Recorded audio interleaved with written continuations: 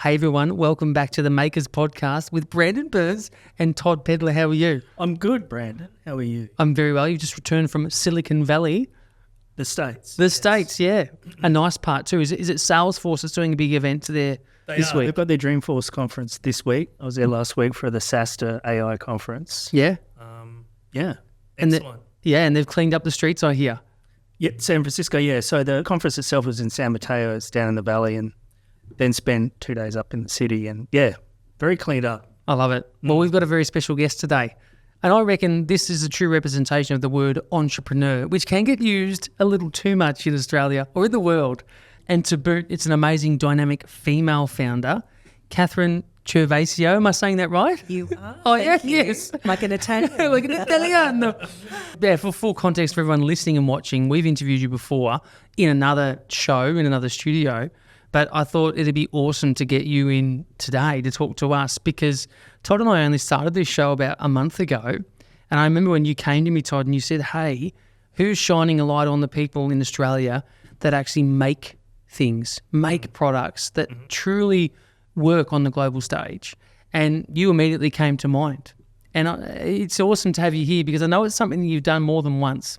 So it's not as if we're getting someone in who just fluked it and done it once and, you know, lays claim to fame. You've done this multiple times, but I think you're still even going now. So for everyone listening and watching, the person you're going to meet today is going to tell you about their journey, which hasn't been an overnight success by any stretch, I'm sure. No. Yeah. And I reckon there's probably no better place to start than asking a really good question that we like to ask everyone. And you've heard it before, but I'm going to ask anyway. In your opinion, are entrepreneurs born or made? Ooh. I sat on a uni forum about this. I believe they're born. I believe it's innate. It's something that my partner always says, the tenacity and the persistence that I have and that you need when times are tough as an entrepreneur, the way of problem solving, for example. And the other thing is when it's your own money, it's a completely different ball game. So I think there's a lot of it that's actually inside you. It's not about doing a uni course and developing a skill set. It's different to being an entrepreneur, in my view. Yeah. Well, Todd, what do you think? Did I? Did it really? Word for word. Okay, and both of you obviously are born entrepreneurs. So the question then becomes, how did you know so that someone who maybe doesn't know can qualify themselves out or in? Because I feel like there's a big portion of business owners, and it's not their fault, but they talk themselves into thinking that maybe they are a born entrepreneur. And look, I'll put my hand up and say I've tried running a business twice before, and I'm definitely not a born entrepreneur.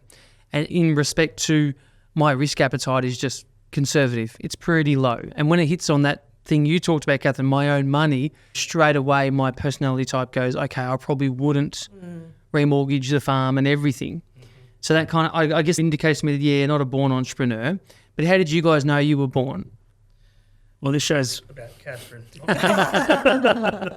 Well, how did you know you were a born entrepreneur? I wouldn't say that I'm a risk taker, Right. Specifically, but calculated risk and that persistence that I mentioned before. And the other interesting thing about entrepreneurship is that there is a school of thought that is you're not an entrepreneur if you've had one business for 30 years. Yeah. You are if you've had multiple failed businesses and you get up and you start again. But I'm of the school that it's one business I've had. And within that business, I've had to pivot and diversify and be flexible and change the way I'm doing everything. So you can imagine the changes I've seen in 30 years. It's just enormous. So does that mean I'm not an entrepreneur because I've only had the one business? Yeah. Do we call having a radio show or being a freelance writer or being a wellness presenter, is that part of entrepreneurship or is that part of the skill set that's developed from having the business that I have and the passion that I have, which has pretty much, always been there? Yeah. That's a great point because there's so many people that are involved in the startup and entrepreneurial ecosystem that maybe consider themselves a fringe person and not a actual doer, but in actual fact, they're all developing skills that maybe even, I think that in some ways, I've probably got another business in me, but I feel like maybe I'm still developing to be ready and for it to be primed and then for the timing thing to happen and me to go, although you can't wait for everything to be right, I know. No. But so the other question I've got there is, right, do some of the best entrepreneurs, are they typically born ones or are they people that maybe have come to it later in life, or they've really just finally taken the plunge and they've forced themselves to become that way?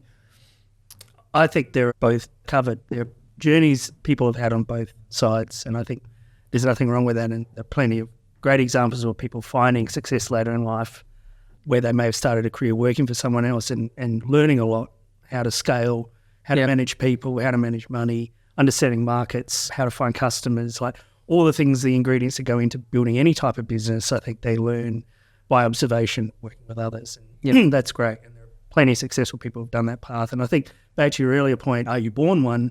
For me personally, and again, we're here for Catherine, but yeah, I think I innately knew that I wanted to work on things that mattered to me and weren't really invested in the agenda of working for someone else. Although in my early 20s I did, and I learnt a lot, and I learnt what not to do, observing how people manage other people. And the people equation is very complex, certainly as you grow and scale beyond 20, 30, 40 people.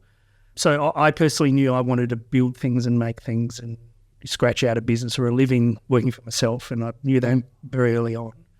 And almost 30 years later, I'm still doing that. And very much to Catherine's point, I've had a business for about 25 years that it's pivoted every 4 to 5 years as there've been, different levels of change in the technology landscape. And you think back 25 years ago compared to today, it was a very different landscape from a technology standpoint. So it required us, we were pushed into pivoting and changing. But ultimately, the DNA of the business has very much stayed the same. But we've used the business to spin out other businesses. So we've used my software company as an incubator for new ideas and testing things that don't work and go to market and that failed, or actually that worked. So then we'll take it a bit further and eventually we'll spin it out and build a team around that, and that's a nucleus for a new business. So yeah, it's having that staple business that's been around, there's a foundation and it still exists after all this time, there's a lot of luck involved too, I think. And back to the point about risk, I think Catherine said it's about calculated risk. I think my risk appetite personally is probably a lot higher than most people. Do I fear failure? Of course. But I think because I've flown close to the sun a few times, I've got comfortable with leaning into a position where we're low on capital, we've just had our best person leave the business and still push forward, still go on the plan, because optimism helps you just deal with the fact that it seems to work itself out until you hit something like COVID, where you have a macro effect and you've then got to pivot everything. So, yeah. Catherine, do entrepreneurs, are they born from at least one parent being an entrepreneur? And then do entrepreneurs have children that are likely to go into that type of field? And how does it relate maybe to your circumstance and your parents and your children? Sure. I was actually having this conversation with my sister on the way down here. So I've travelled a lot through my business. My parents didn't travel at all. My father came from Italy and only went back 40 years later or something. Yeah. And neither of them had businesses or entrepreneurship in them, if you like. They were very safe, stay-at-home mum, and dad that worked 10, 12 hours a day and usually on the weekends doing something as well. Whereas with my boys, I raised them as a single mum, a sole parent. Their dad moved overseas. So that was a blessing in a way, because I was able to work with them in my business. Obviously, I had a business that was around parenting and babies, so it was quite acceptable. But my elder one has gone into property, and he's been doing property since he was a teenager. So he's been doing it for a decade, and now he has a premises in Dubai, and he also has an office in Melbourne. As we were talking about before, travels the world, and is no shying away from working remotely or working across countries and that sort of thing. My younger one is a web developer, so he's developing websites. He codes for a living and has just returned from Japan, Korea and Singapore, working remotely and gaining clients. He's only starting, he's in his early 20s, so he's only starting his business. But, looking at me, they think that I had nothing to do with their business or their skill set or their entrepreneur flair. Or their work ethic. Or nothing at all to do with me. Are you an angel investor? Are you a seed investor in either of those businesses? I feel like I have been, just by the financial support that you have to give children who eat like horses, living at home until they're 26 or 27. 2 boys? Yes. That's it?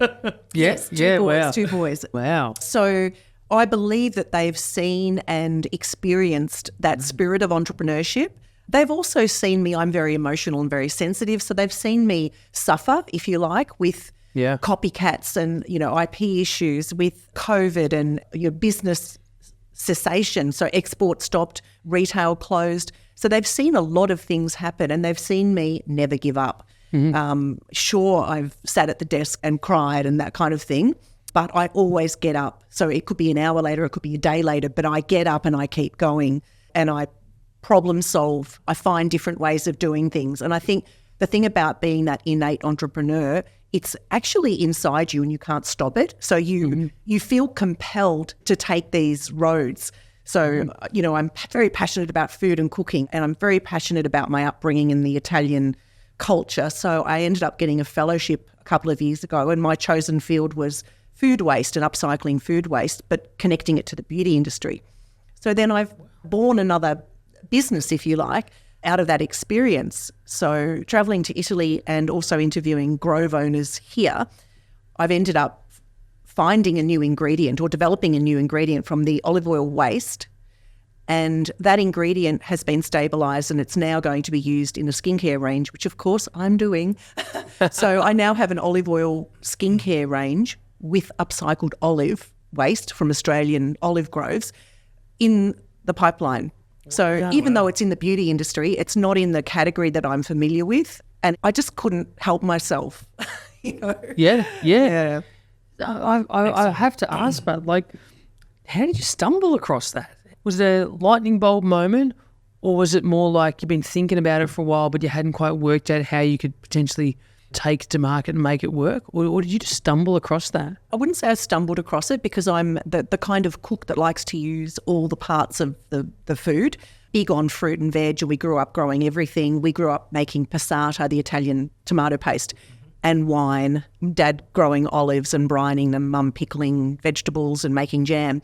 So once I went into there was three sort of schools of thought. I was looking at the passata waste, the olive waste and the grape waste. And from the research, I couldn't find anything had been done talking about innovation around olive oil waste. And then I found out the waste component was up to 85% of the olive oil processing, which I guess you can understand the price of olive oil, extra virgin olive oil. So where was the waste currently going? Into landfill Really? Or it's so rich in polyphenols and antioxidants that it actually can't be put on the soil straight away because it kills the grass and the foliage. So it needs to be contained somewhere and then it is spread as a potential fertiliser or it's used as a component in stock feed, etc. And I was thinking olive oil is so amazing. So fresh olive oil, extra virgin olive oil has these amazing antioxidant properties. It has some UVA, UVB protection. So there must be some benefit in the waste. It's just this beautiful aromatic green sludge that comes out. It is pure bliss. So I just want to go Green sludge, pure bliss. I want to go take a bath in that. yeah. So and that's Will I come out looking younger? Yes, he will. But that's what I thought. And when I went to see the process and actually look at it and touch it and smell it, I thought, wow, this is amazing. I'm going to do something with this. And I'm still in the testing stages of the antioxidant level and that kind of thing. But I know there is something in there. And at the very least, we're taking a waste component of something and we're using it into body scrubs and other body products and face products. So that's a benefit in itself. Once we can establish the level of benefits in the actual waste, the antioxidant levels, etc., I think the market will be even greater. So the report that I did has been published. It's now available in the National Library archives. Brilliant. And it's been just an amazing experience. So I guess that's an entrepreneurship. Well, yeah. You know what? That to me sounds like you've developed this entrepreneurial muscle and it is just primed to be able to receive and be able to respond when there's an opportunity or something you stumble across. Because the first thing that came to my mind when you told me that story was, okay, it sounds awesome that you've done this fellowship and you've done a paper and you've been published and all that, but then you've had this really good idea and you've worked out that the waste can be used. But then what about navigating the whole, well, has someone else done this already or has someone else tried to patent the way to do it? And are you even going to be able to put something out there if someone else has already locked it down? How do you navigate that process quickly and inexpensively? I think fumbling through your own business for so long, I learned how to register my own trademarks. I learned about IP. I learned about legal documents. I'm learning about AI and TikTok right now. So I think you never stop learning. So you're always up to date with what the current methods are of working. And I did a lot of research, so I found there was very, very limited use in any of the waste. There was certainly some research around using it and potentially having some benefit in the waste in Europe in particular. I interviewed 3 groves in Australia, and one of the biggest grove in Australia, and some smaller boutique ones, all with award-winning olive oil. And I thought that this whole fellowship is about sharing information and spurring on entrepreneurship and innovation in itself, I guess. So it's about sharing knowledge, which I'm doing all over the place. But then I thought, well, I actually can't just put the information out there and not do anything with it. So I can't help myself. You personally, you just can't, yeah. So I've developed this beautiful olive oil skincare range because I'm so passionate, because it's my story, and I'm trying to collaborate with an olive grove. So I've got one company I'm talking to at the moment. If they can't or won't come on board because their main focus is actually in property development, it's not olive groves like a side project, then I will go through some of the others. And if no olive grove is interested, then I will do it on my own, because I've got my own channels to market and export and that kind of thing. But I think it's such an amazing opportunity for an olive oil company, because this is using their waste, which is pure, it's upcycling, it's a great story, it's great marketing. I love marketing. So, you've got me, who's been in the beauty industry for 30 years, and you've got a high-performing grove with this waste material. 85% of it's waste, yeah? Yeah. So only 15% gets used in the process. Yes. That's shocking. Yes. Yeah, I was familiar with that ratio. Yeah. Myself, yeah. I knew there was huge waste. It's just so interesting. I think, that there's probably other things that we don't know about that have a huge waste component. But the reason I chose the oil out of those 3 foods is because of the waste component. Yeah. So anyone listening and watching, if you own or know someone with an olive grove, hit us up. Yes. How could someone not want to collaborate with you? And that's a good question. So a lot of people would hear about this idea and this concept and they go straight away, oh, it's a winner, it's a home run. But what are some reasons why, or have you had examples where you thought it's going to be easy to collaborate with someone to go to market and it's actually been more difficult or more of a brick wall than you were expecting for reasons you weren't aware? Or have you had any of those situations? In fact, this particular project, because even though I've interviewed 7 or 8 grove owners, there are some, I would say it's in the report, they don't believe there's enough consumer demand in the beauty industry. So they're just looking at the big ticket items of using the waste. And if there's not a demand, then it'll end up being a niche project, taking up resources and whatnot, when it's not the main part of their business. My argument to that would be it's a great side project. It's using the waste. It's a great story for media. They're teaming up with someone who's been doing it for a long time, so I could look after that part of the project for them. But I am surprised that people aren't more receptive. They don't take it as serious as I guess I would have hoped. So what happens when you get 90% of the way on the journey and then you come up against a really big roadblock or someone that just really wants to not make things happen for you, and maybe you can talk to an experience where that's happened to you early on the journey, and how do you overcome that when you think that, maybe this is the thing that's going to break me? I've thought that a few times. I can tell you right now. And by the way, feel free to tell us about your baby, Aromababy, at any time. Yeah, of course. Let's go back to the baby. Yeah. Well, I think all of those times have been with Aromababy, definitely. So Aromababy was developed as the first natural and organic baby skincare brand in the world that we can find. Me, basically had to come up with formulations. And I looked at a lot of research into what natural and organic ingredients were suitable or safe or had already been researched for use in skin care or baby applications. And it came up with what I did. And the whole thing is that about innovating a category, it's often the second to market that rides on your research and your expertise and just mimics what you've done at a cheaper price or has more resources and is quicker to market. The second brand that came to market had very similar packaging, and in fact, the pharmacy buyers at the time thought that it was my brand. So there's definitely been times along the way that I have felt like, this is it, I just can't do it. I feel like business is very cutthroat. I feel like women are a bit more heart-centred or softer in their approach, and are affected by family, are affected by wanting to be around babies and children if you have a family. Whereas it's almost that cultural bias that it seems to be okay for men to go off to work and travel and women need to be with the children. That is shifting, of course. Mm-hmm. But there have been times going through a divorce when the kids were little, they were 3 and 9, and eventually having to move out of the home. And I bought my husband out of my own business, and to me that just didn't seem fair, but there was no choice. That was all I had done for 10 years. So I kept going. And I think if you do teach yourself skills and ways to minimise costs, especially when it's your own money, then that is fantastic.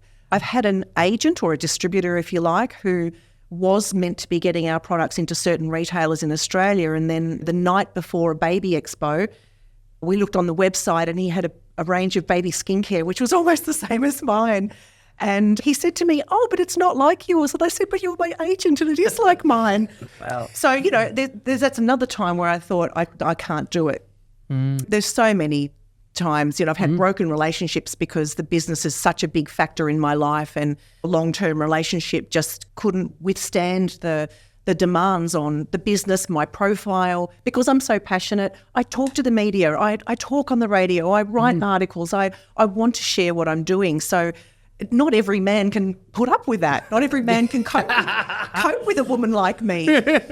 That's fascinating. What's going through my head the whole time you're telling this story is, how the hell did she do it being a single mum? And you could say the same about a single dad in that scenario. Totally. But you're so right about the pressure and the perception with a woman with the children way more than a man. And so did you have a mentor? Or because it sounds like you've really mentored yourself a lot and you've found things out, but did you have a mentor or someone, or was some people helping you? Not really. Until the last 10 years, actually, one of the Olive Grove owners is I would say he's like a pseudo mentor in a way. So I've had chats with him over the last 10 years, and he's been in a lot of different businesses, even though he's in property and now he has the Olive Grove. But there have been times where I've gone and said, can I chat to you? What do you think about this? But there's also been times he's called me and said, can you come in? I want your advice on something. Yep. So, I mean, it's really interesting how different skill sets can support each other. Mm-hmm. But I really haven't had a mentor. I left school far too early, eager to get into the workforce and just sink my teeth into life and work and business. I was actually making and selling things when I was young, and I used to mix up face scrubs and all that kind of thing. Yep. So if you look right back, perhaps there was an entrepreneurial streak even as a child, as a teenager. So how long ago was Aromababy founded? 1994. So when I had my first boy. So that was pre-internet? Yes. So pre-internet, pre-Googling anything, and no mentor, all you would have had was the reference structure of other products in market and other people who'd done it, yeah? Yes, exactly. Wow. So, I mean, that's extraordinary, isn't it, Todd? It's amazing. Yeah. I was building websites in the late 90s. So, the complexity and the effort compared to today. Yeah, no doubt it sounds like, I mean, this is your biggest business, and I want you to tell us about where it started and how and where it got to, because it's quite phenomenal. And I was going to ask, was there a moment where you realised this is what I'm going to do and visualised steps to get there? Obviously, was it having your son that accelerated the need to find a solution? Yes, because my job prior to that was working for a company where I was developing product.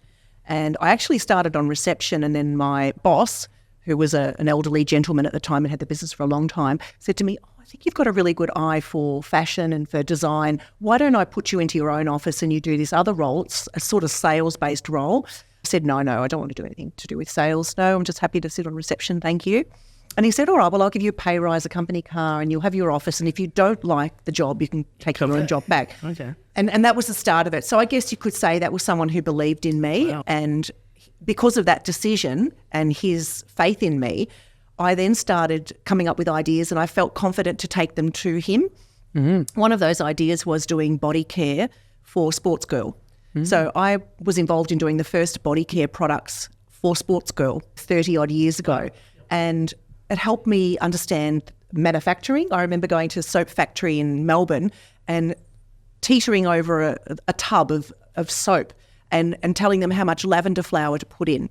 So, I mean, it's not like that, of course, anymore. But going back to the basics of business and the basics of manufacturing and finding people who were happy to look at innovation. I did come up against a lot of naysayers, but I found the right people who said, yes, I'm happy to try tallow-free soap without EDTA, and I'm happy to put some lavender flowers. If it goes mouldy, it's not on our, but I'm happy to try it. So I think there were innovative people around who helped me bring this project to life. I stumbled into it. I was retrenched, had our first baby, and that company closed the division that I was in. So it all just happened by accident. As soon as I started, I thought to myself, I'm going to register trademarks in the US, and I thought US, naturally, that'll be the first market I export to. Don't ask me why. And sure enough, 2 years later, there was a brand from the US that came to Australia, and it was retailing in one of our large department stores, and my brand was in there as well. And because I owned the trademark, they had to take it out, and they actually retreated from Australia, and I think they retreated from the category. So not having a lot of mentorship or role models around, I still knew that to have a global business, you needed a trademark registered in another country. So I invested a lot in IP protection and that kind of thing. What I developed wasn't patentable. It's a formula, but I can guarantee you that even though there's been lots of copycat attempts, the active ingredient percentages that we use, which are directly linked to the results people get on their skin, especially sensitive skin babies and even eczema, they're not the same. So you can have the same ingredient list, but different origin of the oils, different percentages of the oils, different combinations. So it is representative of my passion and my expertise that's been honed over 30 years. And I think that's, what can I do to be taken seriously? I went back to school and did a diploma in aromatherapy because I felt like I needed to understand the science behind the essential oils. But then I thought, gosh, that's so tactile, like nobody's going to take me seriously. So what else do I need to learn? I need to learn leadership. I need to learn business. I had a little team of 5, 6, 7 people and a multi-million-dollar business at the time. But then COVID hits. The market gets flooded with copycat type products or similar type products as the market catches up. And then your uniqueness and your innovation is no longer the same. So you've got to come up with a different angle. Okay, well, I was first to market. Well, so what? Okay, well, I'm still founder owned. Everybody else has got investors. It's my money. It's my passion. It's my story. You've got to keep coming up with new ways to talk about what you're doing. And unfortunately, in our category, the end user, the life cycle of the customer is so short.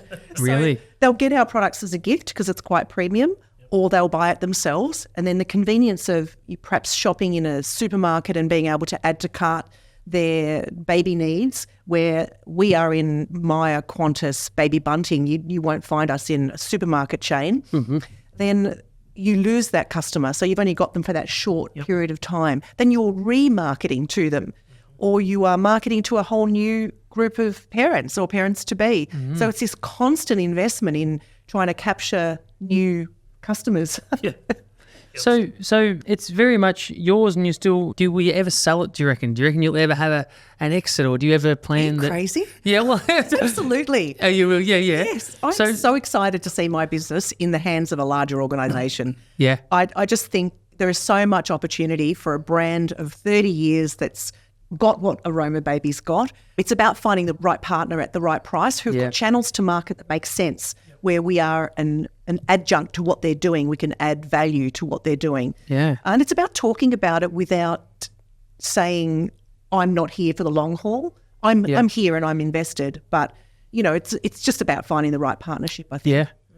What's the biggest opportunity that partnership could unlock? Is it like being in more people's hands abroad, or is it more products, or... I think I wouldn't want to overdo the product selection. I think it's overkill for new parents. Yep. Why have 3 bath products when you only need 1 or 2, one that's got the essential oils and one that doesn't?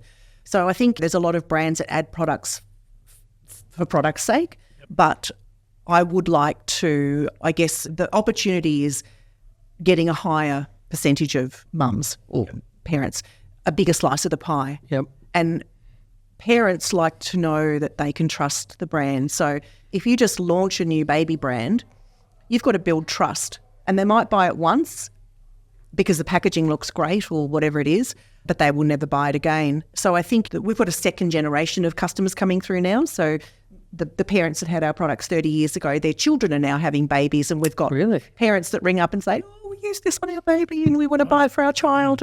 So there's that opportunity, I guess. I've been in the China market for nearly 20 years in one way or another. Most of it is education and marketing. So look at the enormous opportunity for a brand that's built that trust in a market where the population is so big. And a recent report showed that 30-odd% of people surveyed cited sensitive skin as an issue for them and a decision in their purchasing. So you've successfully sold your product into China. Yes. How the hell does anyone do that? So I was going to ask, Catherine, can you explain what a go-to-market strategy is for China? Like, how did you go about it? And I could talk about it now. Looking at your whiteboard? Yeah. At the time, it was reactive. So we exported to Korea, we got sought out by the distributors. We exported to UAE, we got sought out by the distributors. Yep. It's generally a business owner who wants the best for their baby. They have a personal desire and they seek out the best products in the world. That's how we've been approached. That's how we've been found. In China, it is the same thing. We were approached by a man who owns a sort of med business, so he was in that sort of health professional space, looking for the best products for his soon-to-be-born baby, and ended up becoming our first distributor. So that long ago, there weren't the complexities that there are now in China. So in some ways, the market's opened up. In other ways, there's a big focus on domestic products. So it's harder for foreign products to enter the market. We're not really selling products in China at the moment, but it would be pretty simple for a company who had interests in Hong Kong or China to acquire our brand and actually take it into those channels. Yep. The sophistication in production in China, they could manufacture it there. It could be that the raw materials or the bulk product comes from Australia, so it's still Australian. But things have changed a lot in that 20 years, and I think it's about making sure, like I said before, that your IP is registered. I've spoken to so many people that say, yes, I've registered a business name, and I'm saying, no, it's not about the business name. This is about securing intellectual property. And in China, it's the first to file. So it doesn't matter if you've got, like here we have common law rights. If somebody's been using and marketing with a brand or a name for a certain amount of time, you have the priority on that. But it doesn't happen like that in other countries. So I think, I don't know, do I go and lecture on starting up and doing it lean, or do I just focus on my own business? I've done consulting, I've done like developing brands for other people, but I think the market now for mature brands like Aromababy entering any other overseas market, you look at Vietnam is growing, India is an amazing opportunity, but it's about having the resources to scale. And I've done it. I've used my own money for a long, long time, and it's been tough. And I guess I'm not at that stage of my life where I want to take high risks. And like I said before, I want to go home and cook.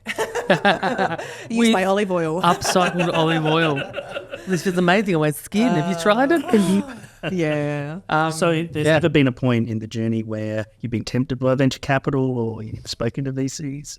I have, but it's interesting. Like there was a big focus on foreign investment and foreign acquisitions, particularly from China, say before COVID, so 6, 7, 8 years ago, and any natural skincare brand was on the radar, but they often didn't bring something to the table that was actually beneficial for both parties. Right. And I think you need to recognise that and be able to walk away from the discussion before it even becomes a negotiation. There was one in particular that we were approached by, it was just via email, and in the end I said, look, who is it? And it was very secretive. And I said, who is it? And I need to know, I need to have a non-disclosure signed before we have a meeting. Yep. And then he told me that it was, the guy was from Morgan Stanley. And I know they only deal in, it was like 100 million plus acquisitions. Yep. But it was a personal friend of one of China's wealthiest entrepreneurs who was looking at acquiring Australian brands. So I knew that wasn't the right partner for me, but I went to the breakfast meeting because I thought I'm going to sit at this table with a billionaire, and I left school at 15 and I know his wife is pregnant.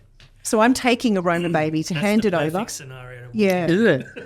They did say, we had a small talk and we had a chat around brekkie, but, there were 6 of them and one of me. It's not the way you do it in China, but like it's fine. I taught myself a little bit of Mandarin, so I made them laugh. Look at that. Yeah. It's amazing. But at the end of the day, they did say, okay, well, he's here. How much do you want? And I said, X amount of million. And they went, oh, that's a bit high. And I said, yeah, that's okay. So, but I went home to my sons and I said, you won't believe who I had breakfast with. And it's just such a great story. I mean, they owned one of the biggest e-commerce platforms in the world at the time. Yep. Not the Alibaba Tmall one, the other one. So it was a really interesting thing to be sought out and approached, and the fact that the wife was having a baby meant I got my products into her hands, and it's just all experience. Yep. Oh, yeah. I want to ask you one last question. So this show is all about amazing makers, of which you are one, and especially because you've done it on a global stage. And someone needs to tell the stories of Aussies that do this more.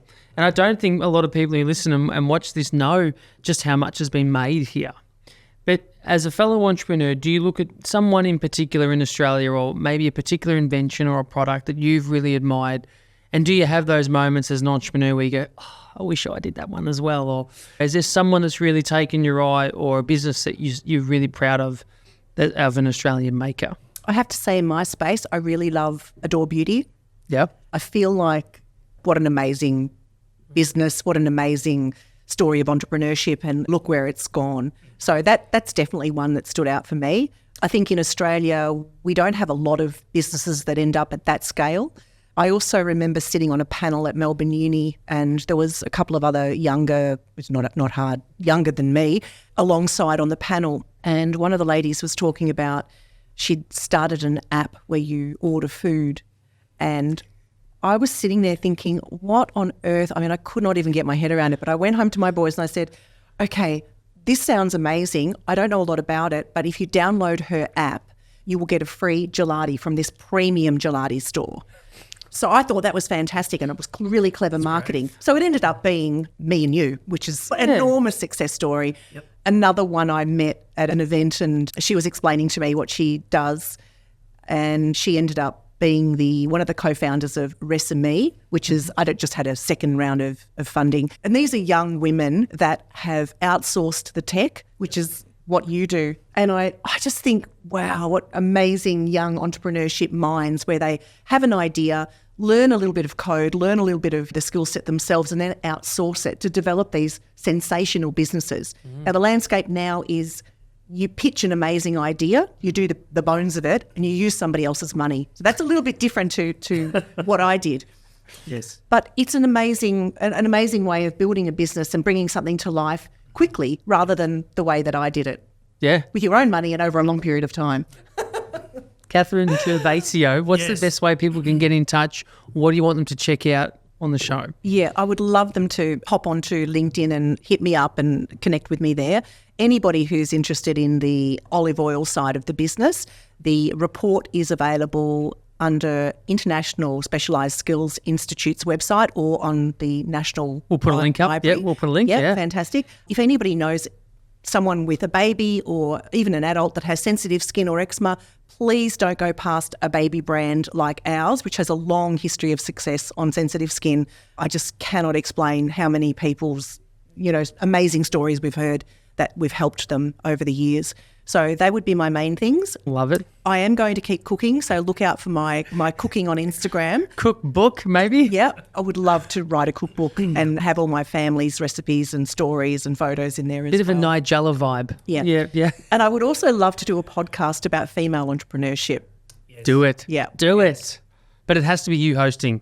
It has to be me hosting, because I think you pull out stuff from people during interviews when you've got that passion, and you have a different way of interviewing, a different way of getting information and little nuggets that might not come out otherwise. So, and they don't all want to go on a male-hosted show. Like, it's not because it's a male, it's just because it's so different if they'll be interviewed by a female and a female who's done it before. That'd be a great show. I wonder what you'd call it. I've already got the name. Here we go. But have you trademarked it? Absolutely have. Yeah, I have. Conversations with Catherine. Yeah. Great to have you on the show. Thank you so much. Thank you for your time. Thank you. Yeah, Thanks awesome. for having me. Woo.